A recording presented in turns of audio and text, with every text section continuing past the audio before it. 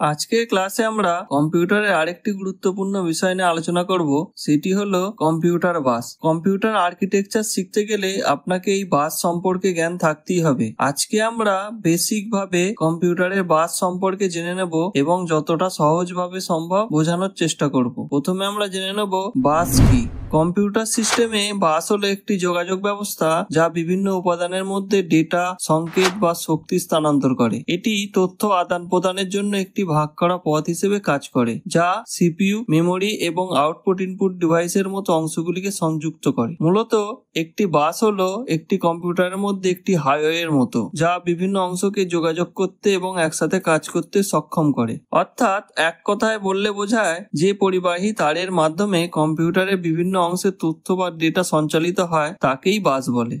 বাসের মূলত তিনটি কাজ: 1 ডেটা ট্রান্সফার, 2 অ্যাড্রেসিং এবং 3 হলো নিয়ন্ত্রণ সংকেত বা control signal. Data transfer: data বাসগুলি কম্পিউটার দ্বারা প্রক্রিয়াজাত প্রকৃত তথ্য প্রেরণ করে। ডেটা বাসের প্রস্থ নির্ধারণ করে যে একবারে কত ডেটা স্থানান্তর করা যেতে পারে, যা সামগ্রিক সিস্টেমের গতিকে প্রভাবিত করে। বাসগুলি কম্পিউটারের বিভিন্ন অংশের মধ্যে ডেটা প্রেরণ করে, যেমন সিপিইউ, মেমোরি এবং স্টোরেজ ডিভাইস।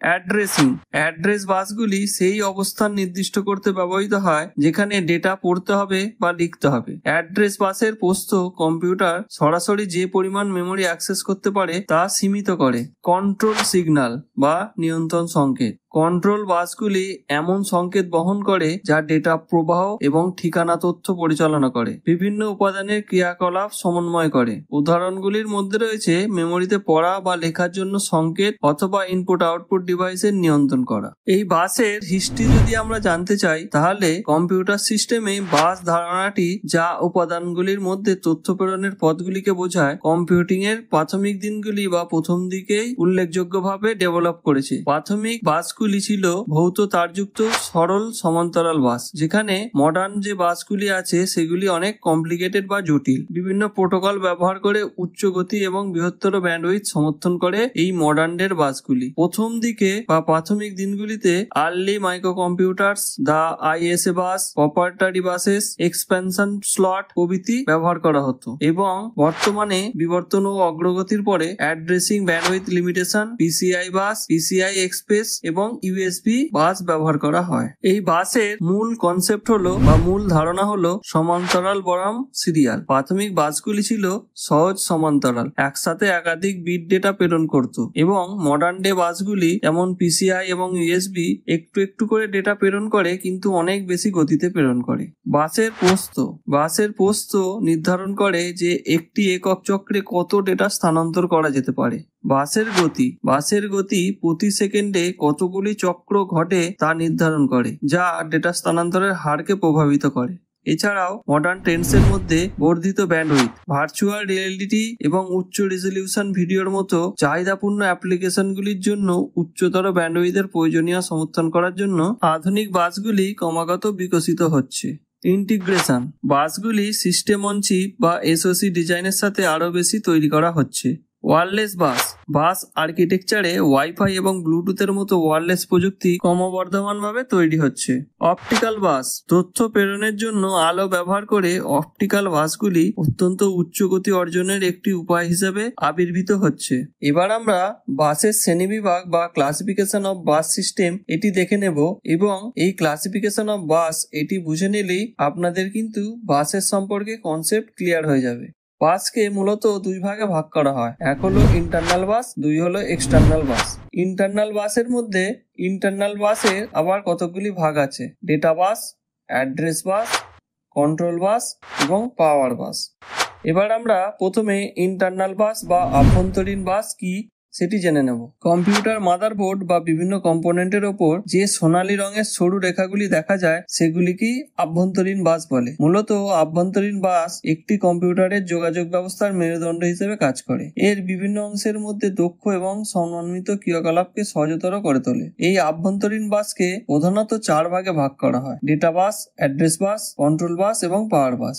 এই অভ্যন্তরীণ বাসের সুবিধাগুলি হলো বাসগুলি বিভিন্ন উপাদানের যোগাযোগের জন্য একটি সাধারণ পথ প্রদান করে। যার ফলে সিপিইউ, মেমোরি এবং ইনপুট আউটপুট ডিভাইসের মধ্যে বিভিন্ন ধরনের সংযোগের প্রয়োজন হয় না। বাসের ঠিকানা লাইনগুলি সিপিইউকে নির্দিষ্ট মেমোরি অবস্থানগুলিকে শনাক্ত করতে এবং অ্যাক্সেস করতে দেয়, নিশ্চিত করে যে ডেটা সঠিক স্থান থেকে পড়া বা লেখা হয়েছে কিনা। বাসগুলি সময় সংকেত প্রদান করে, যা বিভিন্ন উপাদানের মধ্যে ক্রিয়াকলাপগুলিকে সুসংগত করে, নিশ্চিত করে যে তারা মসৃণ এবং দক্ষতার সাথে একসাথে কাজ করছে কিনা। যোগাযোগের সংখ্যা হ্রাস করা কম্পিউটারের স্থাপত্যকে সহজ করে তোলে, যার ফলে উৎপাদন খরচ অনেক কম হয়। এই আভ্যন্তরীণ বাসের অসুবিধাগুলি আমরা দেখে নেব। একটি একক বাসের মাধ্যমে সমস্ত উপাদান যেমন সিপিইউ, মেমোরি, পেরিফেরাল ডিভাইস একই যোগাযোগের পথ ভাগ করে নেয়। এটি একটি বাধা তৈরি করে, কারণ একটি পথ দিয়ে যত বেশি ডিভাইস যুক্ত করা হবে, ডেটা ট্রান্সফারের রেট তত বৃদ্ধি পাবে এবং এই বাসের কার্যক্ষমতাও বাধা হয়ে দাঁড়ায়, যা পুরো সিস্টেমকে কিন্তু স্লো করে দেবে। বর্তমানে কম্পিউটার সিস্টেম যত জটিল হয়ে উঠছে, তত দ্রুত এবং আরও দক্ষ যোগাযোগের প্রয়োজনীয়তাও কিন্তু ধীরে ধীরে বৃদ্ধি পাচ্ছে। আভ্যন্তরীণ বাসগুলি জটিল হতে পারে, বিশেষ করে বৃহত্তম সিস্টেমে। বাস আর্কিটেকচারের মধ্যে সমস্যাগুলি নির্ণয় এবং সমাধান করা ধীরে ধীরে কঠিন হতে পারে। কিছু পুরনো বা সস্তা কম্পিউটার মডেলে সীমিত বৈশিষ্ট্য সহ কম শক্তিশালী বাস সিস্টেমে থাকতে পারে, যা কিন্তু একটি সমস্যার সৃষ্টি হতে পারে। এবার আমরা ডেটা বাস কি সেটি জেনে নেব। এই ধরনের বাস সিস্টেমগুলির মাধ্যমে কম্পিউটারের তথ্য বা নির্দেশগুলিকে আউটপুট ডিভাইসে পাঠায়। অ্যাড্রেস বাস এই ধরনের বাস সিস্টেমের মাধ্যমে মেমোরির সঠিক অবস্থান নির্ণয় করে এবং সেখান থেকে তথ্য গ্রহণ ও সরবরাহ করে।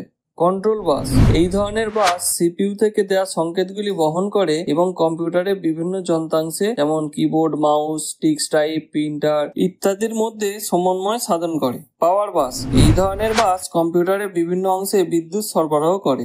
এবার আমরা এক্সটার্নাল বাস বা বহিস্থ বাস কি সেটি জানবো। মাদারবোর্ডের মধ্যে অবস্থিত সারিবদ্ধ কতগুলি স্লট দেখতে পাওয়া যায়। এই স্লটগুলির মধ্যে অনেক পিন বসানো থাকে। ইন্টারনাল বাসগুলি এই স্লটগুলির সঙ্গে যুক্ত থাকে এবং এক্সটার্নাল বাসগুলি ওই স্থানে ইন্টারনাল বাসের সঙ্গে সংযুক্ত হয়, ফলে মাদারবোর্ড ও অন্যান্য যন্ত্রগুলির মধ্যে সংযোগ সাধিত হয়। এবার আমরা এক্সটার্নাল বাস বা বহিস্থ বাসের সুবিধাগুলি দেখে নেব। সম্প্রসারণ যোগ্যতা এবং আপগ্রেড যোগ্যতা, সরলীকৃত যোগাযোগ এবং মানসম্মতকরণ, খরচ কার্যকারিতা, নমনীয়তা এবং স্কেলেবিলিটি, প্লাগ অ্যান্ড প্লে কার্যকারিতা। এবার আমরা এক্সটার্নাল বাসের অসুবিধাগুলি দেখে নেব। ধীর গতির ট্রান্সফার রেট, বর্ধিত বিলম্ব বা ডেটা প্রসেসিং এর ক্ষেত্রে ধীর গতি হওয়া, সিগন্যাল নষ্ট হওয়ার সম্ভাবনা এবং আদার্স যে বাধাগুলি থাকে সেইগুলির সম্ভাব্য বাধা।